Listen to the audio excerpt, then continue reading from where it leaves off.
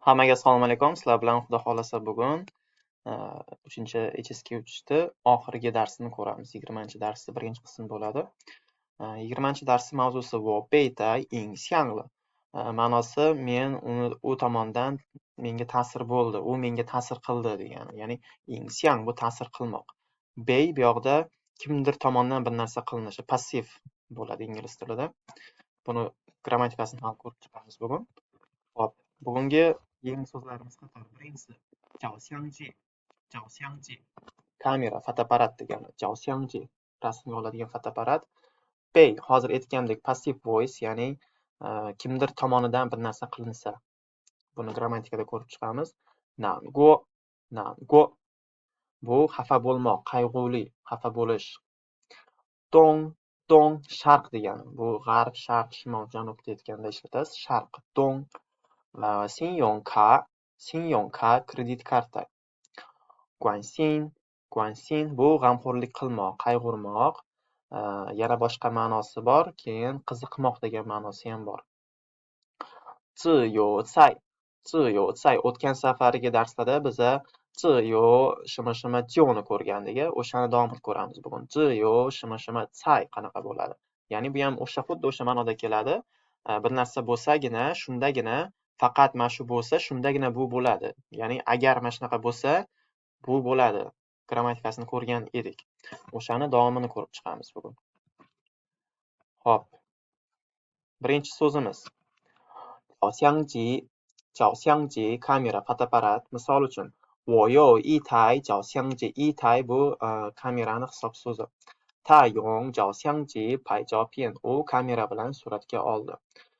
Jiaoxiangji bilan keladigan birikmalarimiz买 jiaoxiangji kamera sotib olmoq, 用 jiaoxiangji kameradan foydalanmoq yokida 新的 jiaoxiangji yangi kamera degani. Keyingi so'zimiz bu bei, bu hozir aytgandek grammatika. Bugun buni grammatika qilib ko'ramiz. Bu majhul nisbat yasaydi, ya'ni passive voice. Asosiy vazifasi o'sha passive voice yasash, ya'ni ishni kimdir qiladi. Siz qilmaysiz, kimdir tomonidan qilinadi bu ish. Lekin gapda ta'sirlangan odam asosiy bo'ladi. Ya'ni deylik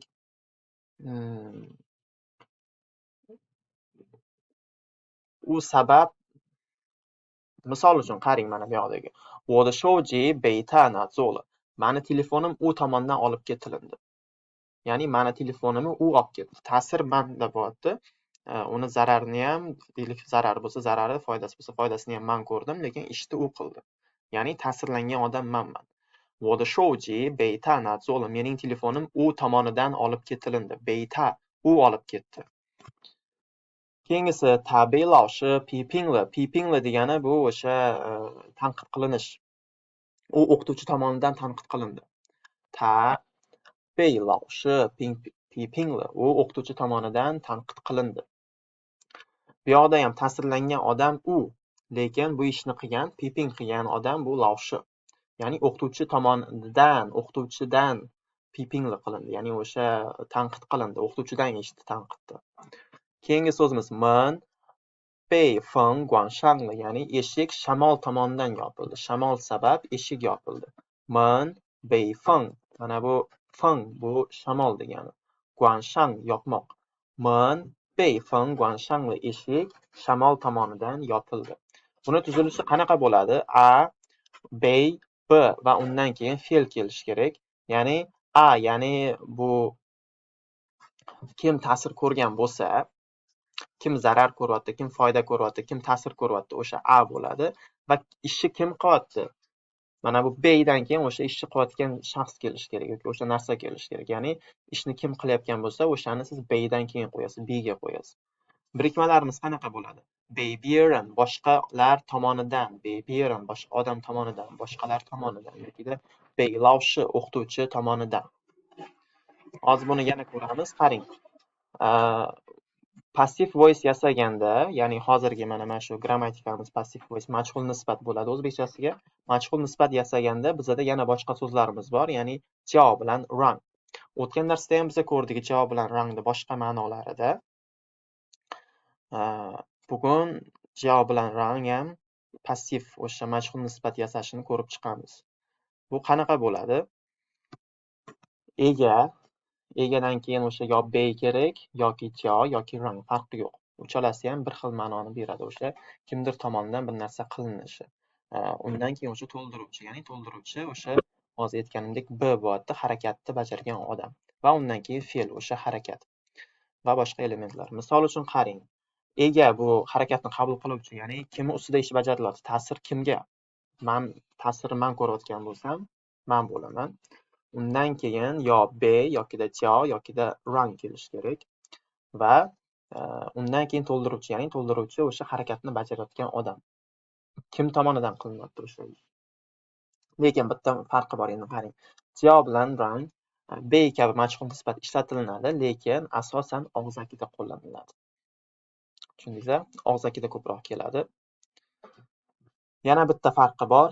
B'dan keyin to'ldiruvchini, ya'ni harakatni bajarayotgan odamni aytmasangiz ham bo'ladi. Misol uchun, mening rasmim olib ketildi. Bu yoqda aytilmayapti kim olib ketganligini. Mening rasmim olib ketildi. Shunchaki olib ketildi. Ya'ni kim tomonidan olib ketilganligi mafhum hali aniq emas. Lekin tyo yokida rang ishlatganingizdan keyin, ya'ni o'sha to'ldiruvchi, harakatni bajaruvchi shaxs to'ldiruvchi bo'lishi shart. Uni tushirib qoldira olmaysiz. Hozir buni misollarda ko'ramiz. Qarang. Misol uchun, 我被男朋友影响了. Men yigitim tomonidan ta'sirlandim. Ya'ni meni shu ishni qilishimga yigitim sababchi bo'ldi, yigitim ta'sir qildi. Keyingisi, 毛子被刮, guayam shamol degani. 毛子被刮跑了. Shlyapamni shamol uchirib ketdi, ya'ni shamol tomonidan uchirildi. Shamol sabab shlyapam uchib ketdi. Endi qarang, mana bitta rang turibdi. Dangao rang didi chivangli, to'rt ukam tomonidan yeb qo'yildi. Yokida 我的照相机被谁拿走了? Mening kameram kim tomonidan olib ketildi? Hop, rangni aytdim sizga. Rangdan keyin to'ldiruvchi bo'lishi shart, ya'ni kim bajarayotganligini bilishimiz kerak. Lekin B'dan keyin mana biz bu gapda bilmaymiz kim qilganligini. 我的照相机被谁拿走了? Mening kameram kim tomonidan olib ketilindi? Harakatni bajaruvchi kimligini biz bilmaymiz bu gapda. Mana bitta aytilgandek, B'dan keyin to'ldiruvchini ishlatmasangiz ham bo'ladi. Tyo va rangdan keyin to'ldiruvchini ishlatishimiz shart.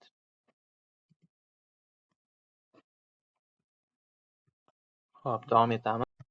Qarang, davom etamiz. Hozir agar gapni inkori bo'ladigan bo'lsa, qanaqa bo'ladi? Ya'ni shu tomondan qilinmadi, u tomondan bajarilmadi, u qilmadi demoqchi bo'lsangiz, inkor bu yokida may ishlatilinadi va ba'zan agar modal fe'ldan ishlatadigan bo'lsangiz, xiang yokida ning har doim bey so'zidan oldin qo'yiladi. Misol uchun, dangao mei bei didi chiwan.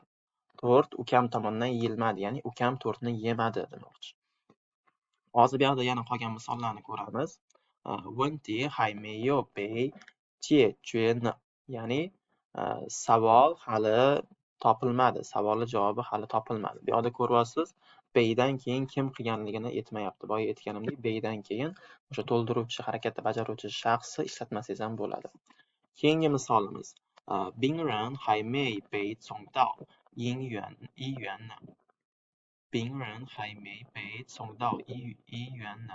Ya'ni kasal hali kasalxonaga yetkazilmadi. Keyingisi, 下个月他会被妈妈送到美国. Kelasi oy u onasi tomonidan Amerikaga yetkaziladi. Ya'ni onasi uni kelasi oyda Amerikaga olib boradi. Yokida 我们经常被别人认错. Ya'ni bizlar ko'pincha boshqa odamlar tomonidan rinso degani boshqa bizni deydi, o'sha tez boshqalar adashtirib yuborishadi. Ya'ni boshqa odamlar bilan adashtirishadi. Rinso degani o'sha boshqa bilan adashtirish degan ma'nodagi gap. Xo'p, davom etamiz. Siz bu yoqda hozir buni mashqini bajarishingiz kerak bo'ladi.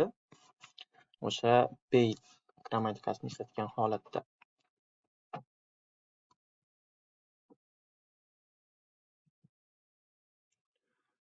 Keyingi mashqimiz, bu yoqda tayyor gaplarimiz bor. Misol uchun mana birinchi misol berilgan. 你妹妹把事情去做了. Ya'ni seni singling velosipedni minib ketdi. Endi buni biz aytishimiz mumkin.事情被你妹妹去做了. Ya'ni velosiped seni singling tomonidan minib ketilindi. Shunga o'xshab tevdagi gaplarni majhul nisbatga o'zgartirib chiqasiz. Bu mashqimizda bunisida o'sha dialoglarni tugatishingiz kerak bo'ladi.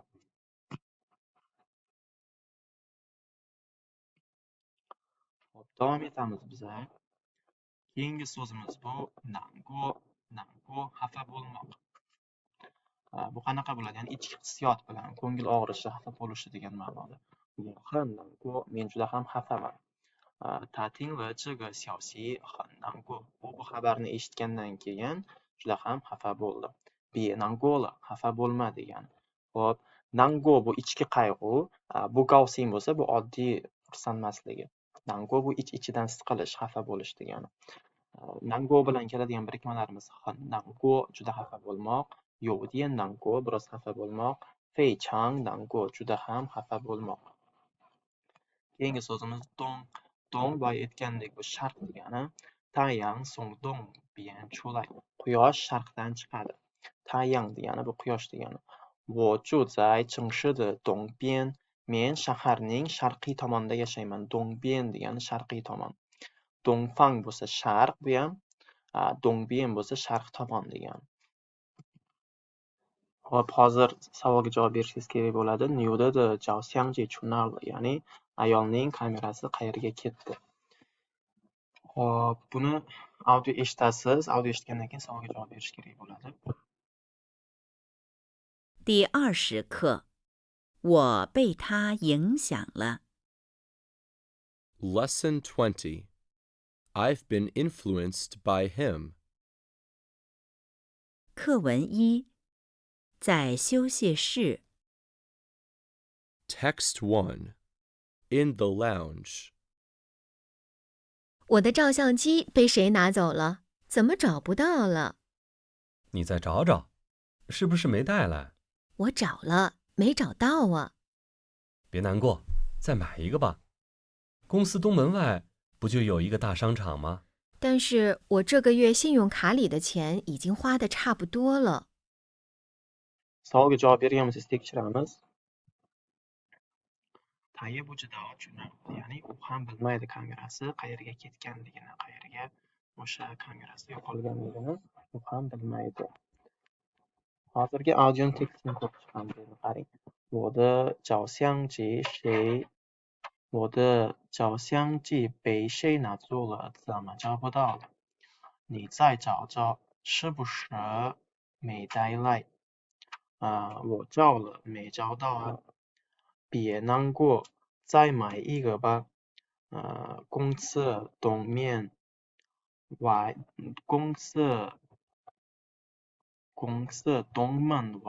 不就有一个大商场yani mall, katta mall bo'ladi, 商场嘛。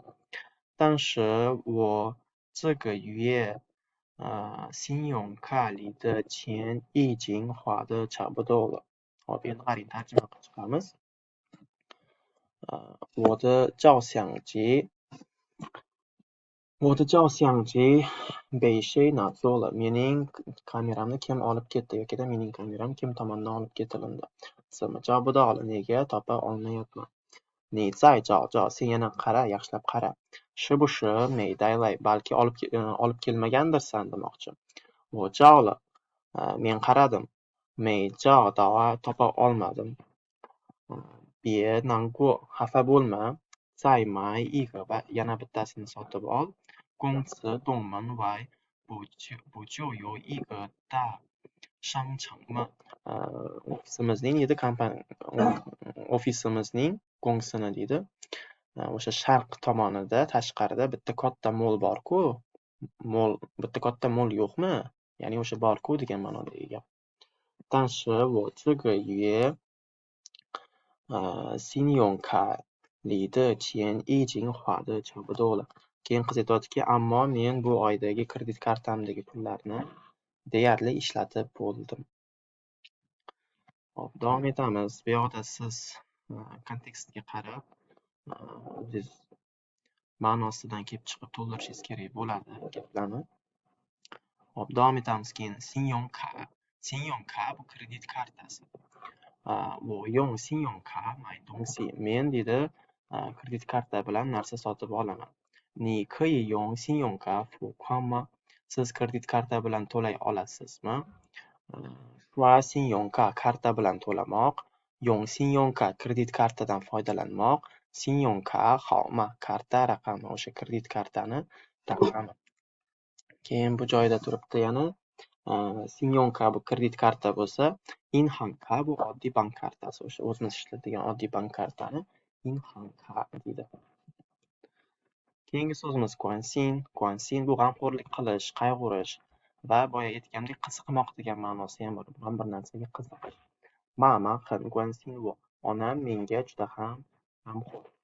请多关心别人. Iltimos boshqalarga ko'proq e'tibor bering. 他很关心你的健康. U sening sog'lig'ingga juda ham qayg'uradi.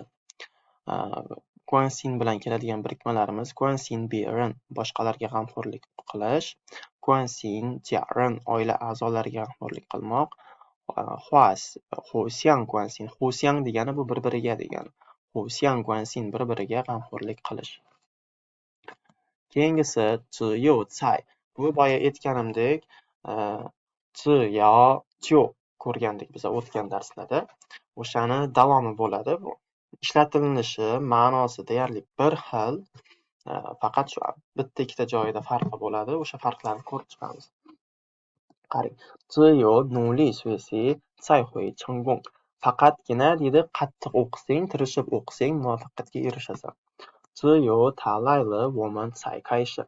Faqat u kelgandan keyingina biz boshlaymiz. 只有多练习才可以说得好. Faqatgina ko'proq lensi qilsang, ya'ni mashq qiladigan bo'lsang, o'shandagina yaxshi gapira olasan. E'tibor berayotgan bo'lsangiz, bu faqat bo'ladi. Agar bo'lmayapti. Biz o'tgan safar ch yoqda tarjimani agar deb olgandik. Ch yo'da bu faqat, ya'ni boshqa yo'l yo'q. Faqat shu narsa bo'lishi kerak. Say doim ikkinchi qismda keladi va kuchli shart borligini bildiradi. Agar a bo'lmasa, b bo'lmaydi. Mana qarang, farqini ko'ramiz. 只要什么什么就 yokida 只有什么什么才. 只要什么什么就 bo'ladigan bo'lsa, bu agar bo'lsa, bu oddiy. 只有什么什么才 bo'ladigan bo'lsa, faqat shu bo'lsagina bo'ladi. Buni ma'nosi kuchliroq. Ya'ni boshqa tanlov yo'q. Faqat shu bo'ldi, bo'lsa bo'ldi, bo'lmasa iloji yo'q degan. Hozir buni yana misollarda ko'rasiz. Mana qarang. 只要有钱就可以买. Agar puling bo'lsa, sotib olasan. 只有有钱才可以买. Faqat pul bo'lsagina sotib olasan, boshqa yo'li yo'q. 只要什么什么就 shart yetarli. Ya'ni yana boshqa yo'lini ham qilsa bo'ladi, qilish mumkin. Agar faqatgina 只有什么什么才 bo'ladigan bo'lsa, yagona shart bo'ldi, boshqa tanlov yo'q. Faqat shuni qilasan, shuni qilsanggina bo'ladi, boshqachasiga iloji yo'q degani. Bu yoqda yana qarang. 只有写完作业才能看电视. Ya'ni uyga vazifani yozib bo'lsanggina, faqat uyga vazifani yozib bo'lsang, televizor ko'rishing mumkin. Yokida 只有妈妈做的饭她才爱吃. U deydi faqatgina onasi tayyorlagan ovqatnigina yaxshi ko'rib yeydi.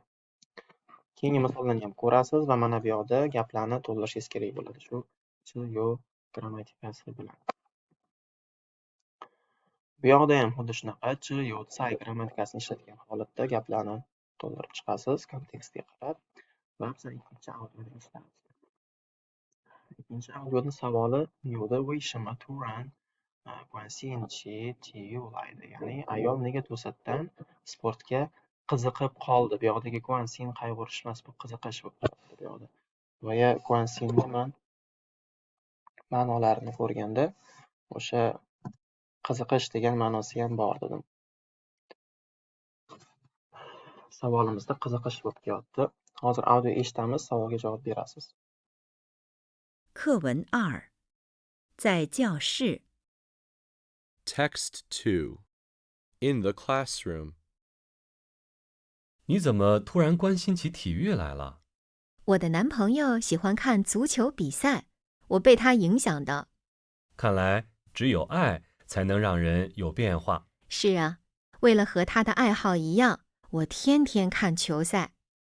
除了足球，他还影响你什么了？我最近天天上网玩游戏，我的成绩差极了。 Hop, savolga javob bergan bo'lsak tekshiramiz. In Wei 他的男朋友喜欢看足球比赛，他被男朋友影响了. Ya'ni chunki uning yigiti futbol musobaqasini ko'rishni yaxshi ko'radi va u yigiti tomonidan ta'sirlandi. Ya'ni yigiti sabab o'sha sportga qiziqib qoldi degan ma'noda. Hozirgi audioni tekstini ko'rib chiqamiz endi. 你怎么突然关心起体育来了？我的男朋友喜欢看足球比赛，我被他影响的。看来只有爱才能让人有变化。是啊，为了和他的爱好一样，我天天看球赛。除了足球，他还影响你什么了？我最近天天上网玩游戏，我的成绩差极了. Endi qarang, tarjima qilamiz. 你怎么突然关心起体育来了? Sen nega to'satdan sportga qiziqib qolding? 我的男朋友喜欢看足球比赛，我被他影响的. Ya'ni mani yigitim deydi futbol musobaqasini ko'rishga qiziqadi. U sababchi bo'ldi. Men u tomonidan o'sha ta'sirlandim. U menga ta'sir qildi demoqchi. Kanlay degani o'tgan safar grammatikalda ko'rganmiz. Ko'rinishidan deydi. Ko'rinishidan 只有爱 faqatgina sevgi 才能让人有变化 odamni deydi o'zgartira oladi. 让人 odamni undaydi, odamni o'zgarishga 有变化 degani o'zgarish, odamni o'zgartira oladi. 是啊, ha, 为了和他的爱好一样, u bilan qiziqishlarimiz bir xil bo'lishi uchun 我天天看球赛. Men deydi har kuni, 天天 har kuni degani. 看球赛 har kuni o'sha futbol musobaqalarini ko'ryapman. 除了足球他还影响你什么了? Futboldan tashqari u senga yana nimada deydi ta'sir qildi. 我最近天天上网玩游戏. Men har kuni internetda o'yin o'ynayapman. 我的成绩差极了. Mening baholarim anchagina tushib ketdi deydi. Hop. Shu joyda bugungi darsimiz tugaydi. 20-darsning birinchi qismi tugadi. Agar grammatikalarda yoki so'zlarda tushunmagan joylar bo'lsa, bemalol so'rasanglar bo'ladi. Rahmat hammaga.